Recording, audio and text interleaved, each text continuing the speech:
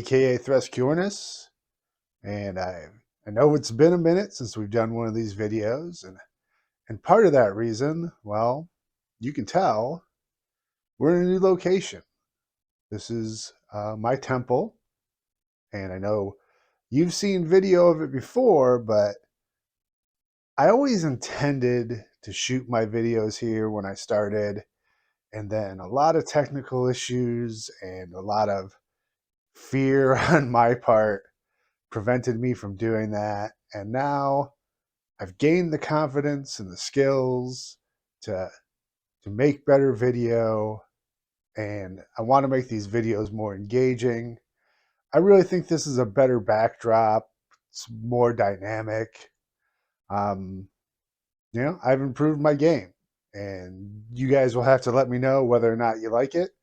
I kind of like this side angle here where it's like I'm talking to you like you're sitting in the room, but if you prefer what a lot of YouTube folks do is just stare directly at the camera, let me know in the comments. You know how that works. We're covering a huge subject here.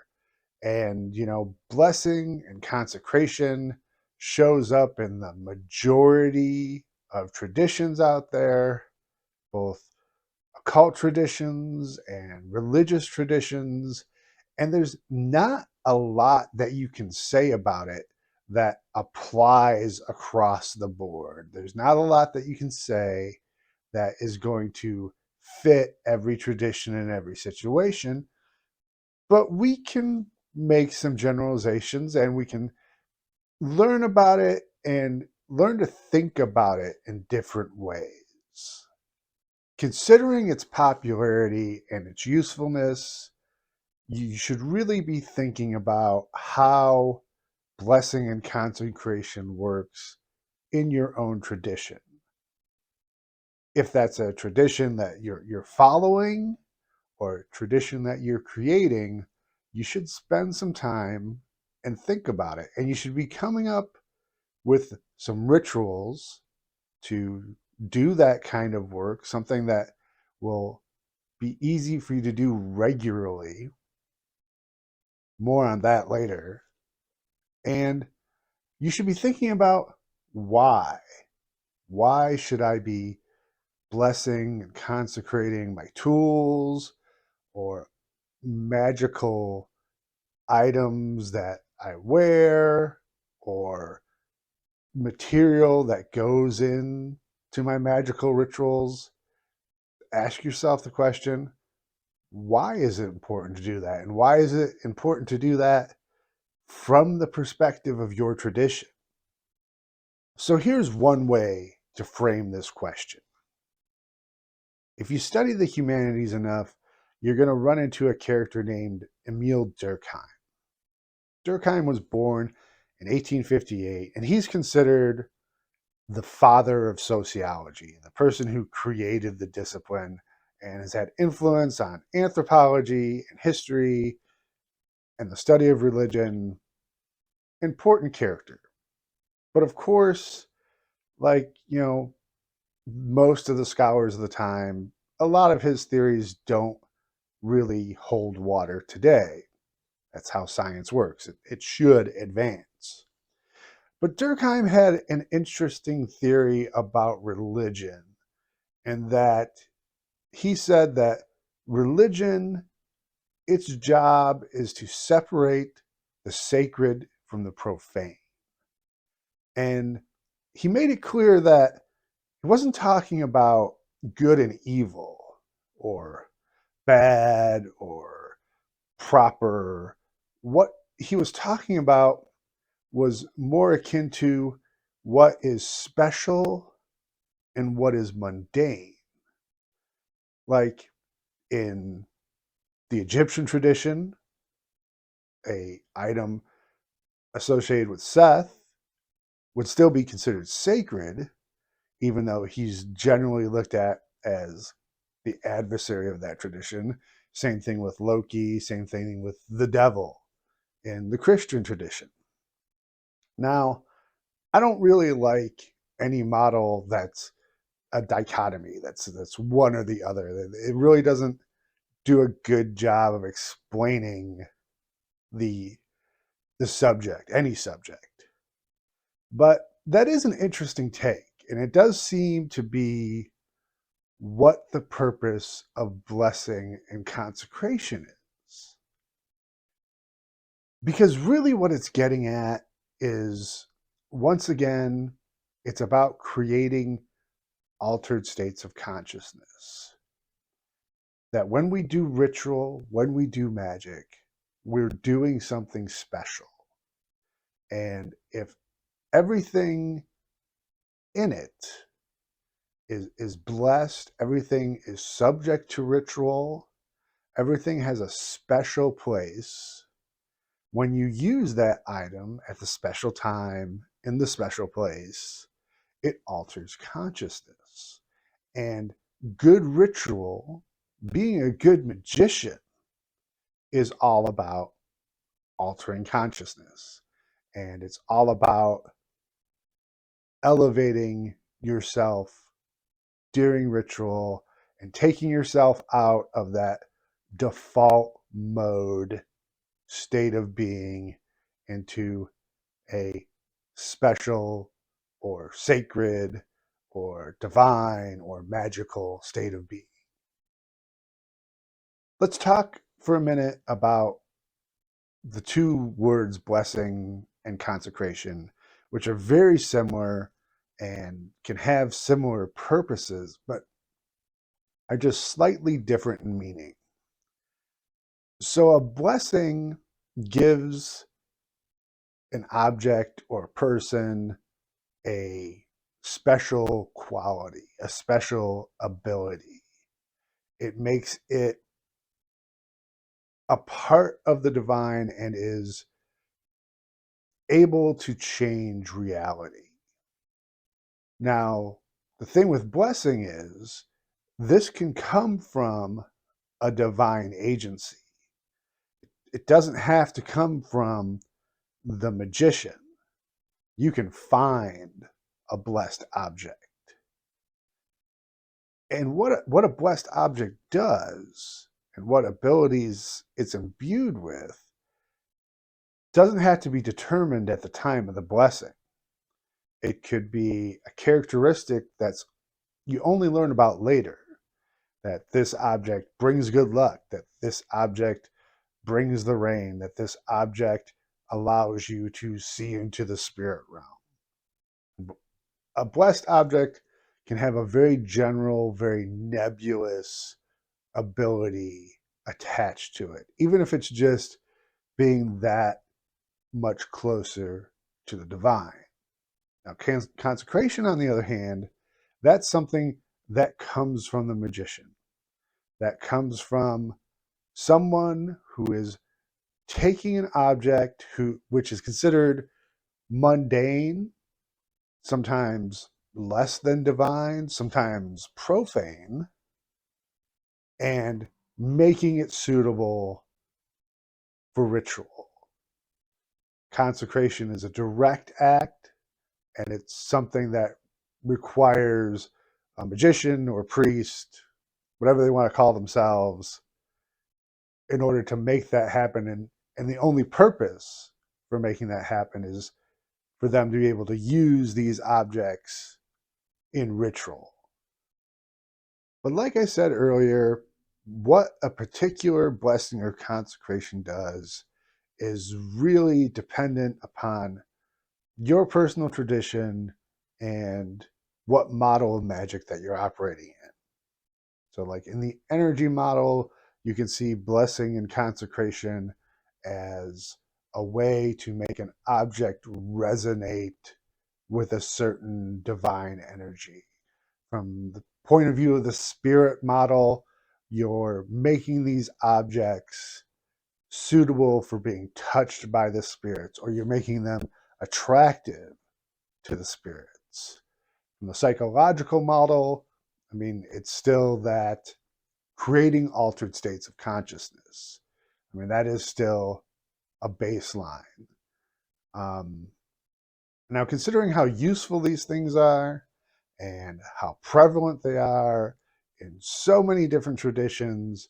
It's really beholden to you, like I said, to come up with, a ritual or two in order to bless or consecrate your magical tools, your workspace, your incense, your candles, any material that you feel would be of benefit, of a blessing or consecration.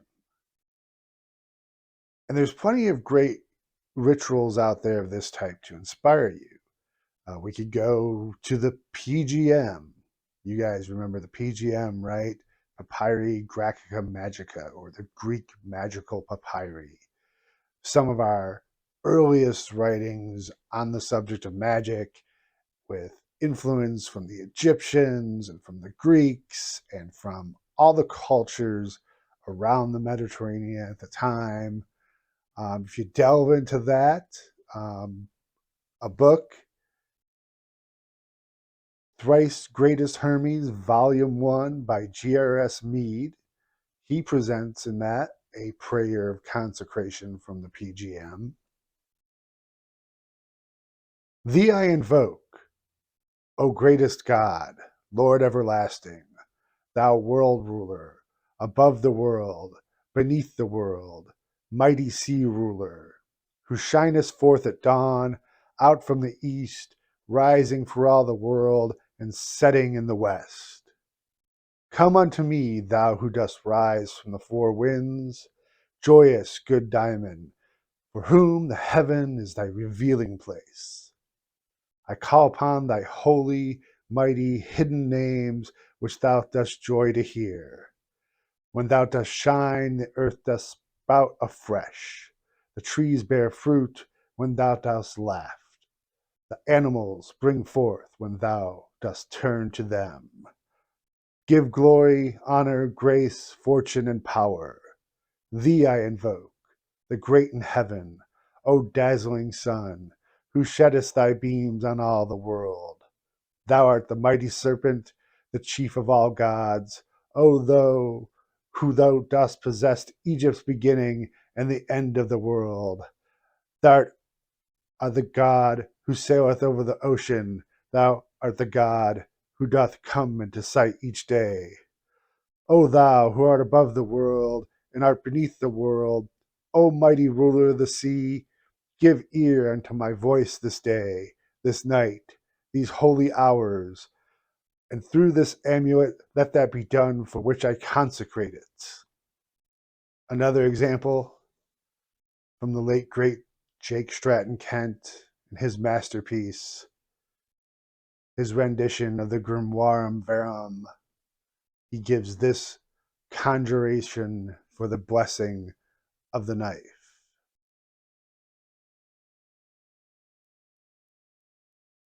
I conjure thee, O form of the instrument, by the authority of our Father God Almighty, by the virtues of heaven, and by all the stars that rule, by the virtue of the angels, and the virtue of the elements, by the virtue of stones and herbs, and of snowstorms, winds and thunder, that thou now obtain all the necessary power unto thyself for the perfect achievement of all our desires, and this without deception, untruth, or any falsehood whatsoever, by God the Creator of the sun and angels. Amen.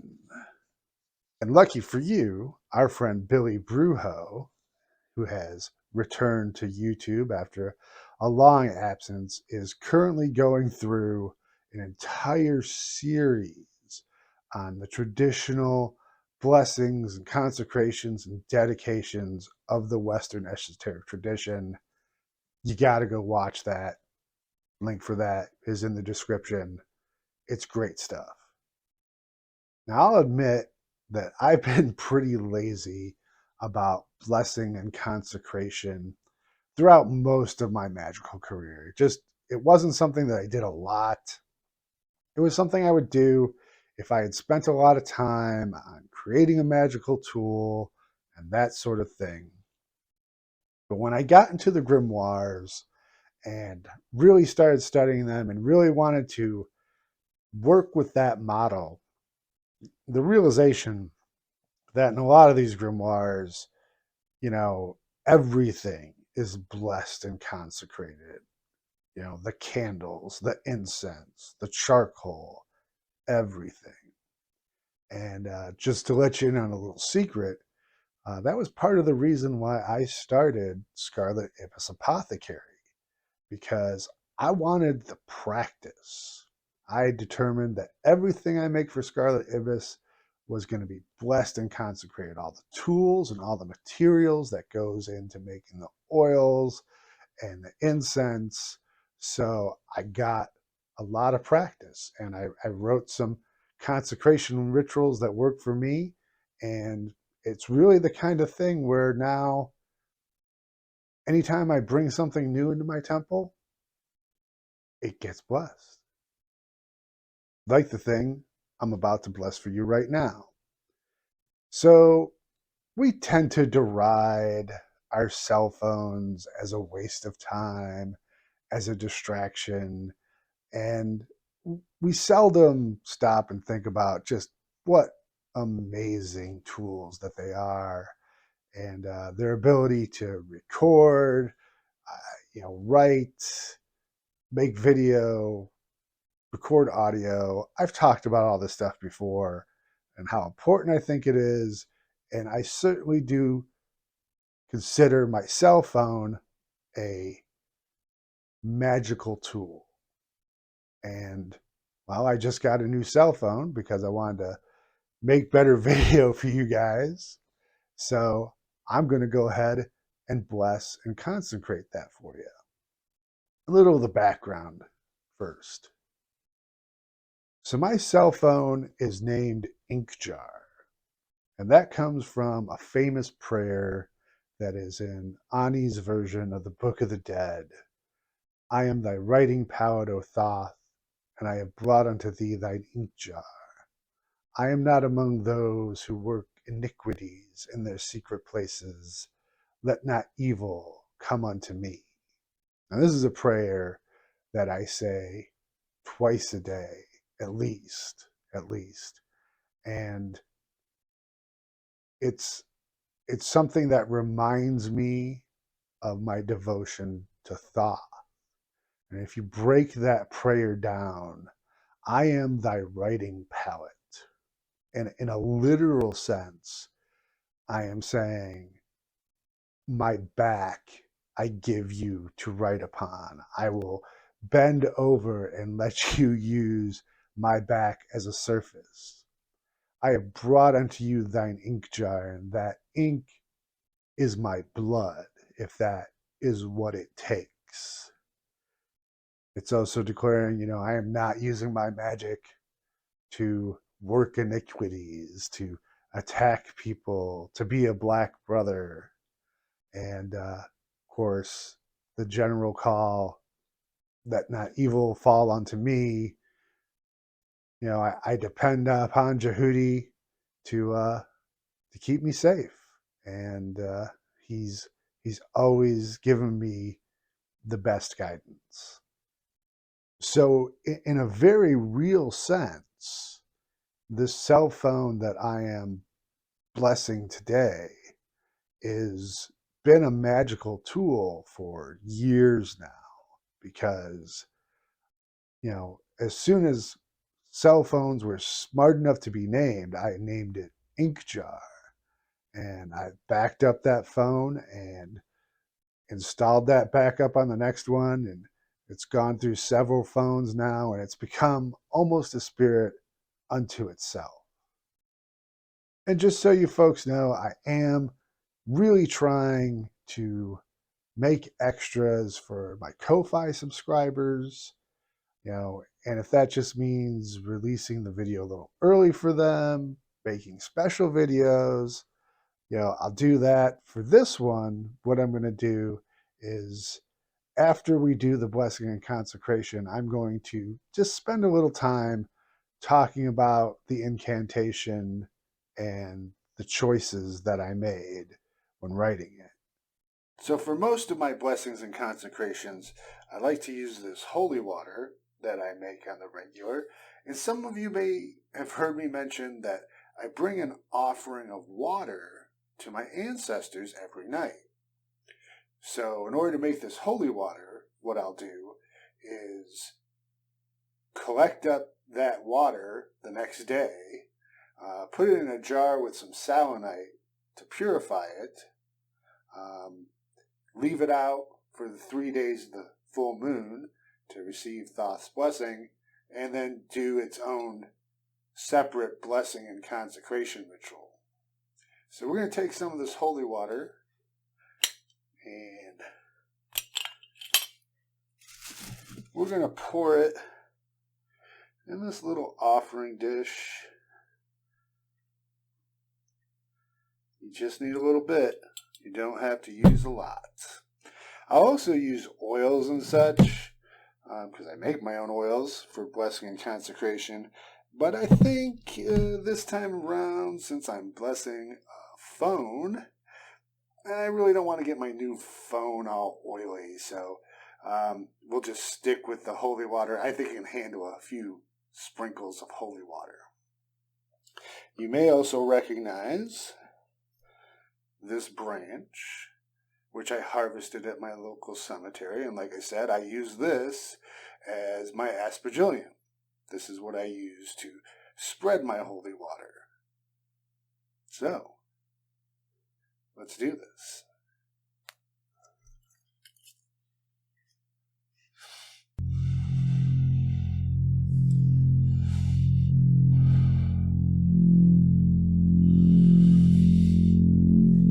Aoth, Abaroth, Batsum, Itzhak, Sabioth.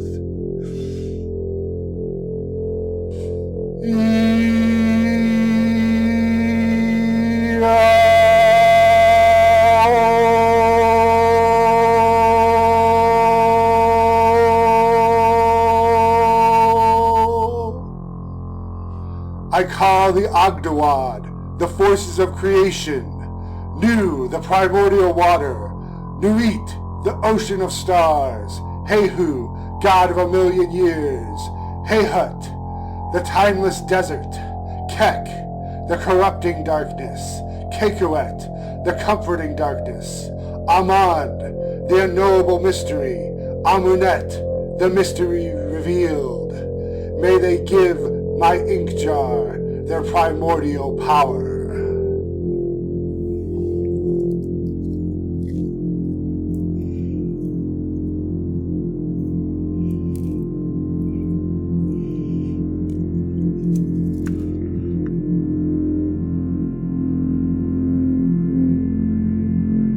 By earth, air, fire, and water, I give my ink jar the spirit of creation.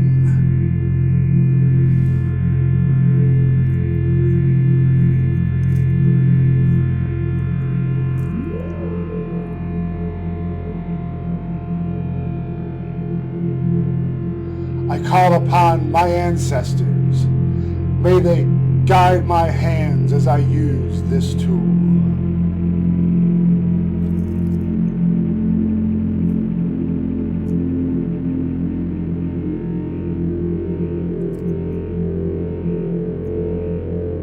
Great God of magic, Herald of Ra,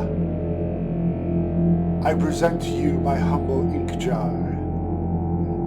Maybe it be a source of your word, may it be a source of truth, may it always be used in accordance of Ma'at, and may it be imbued with the breath of Heka.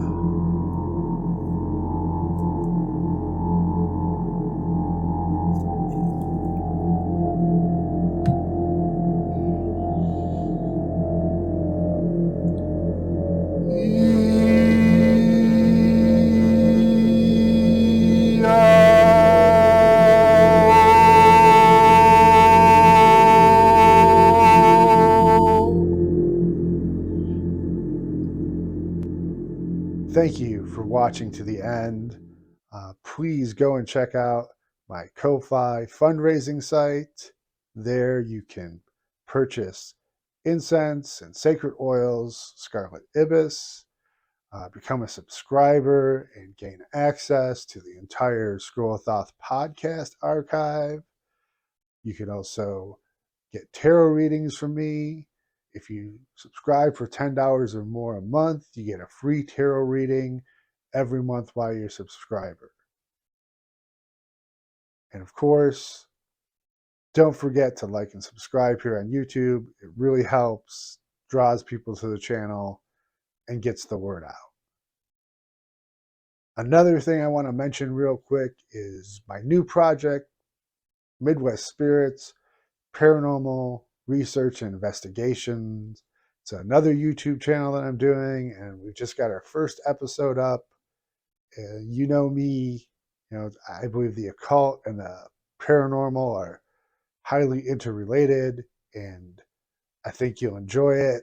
So, head over there and take a look at that if that piques your interest. And as always, thank you for watching, and we'll see you next time.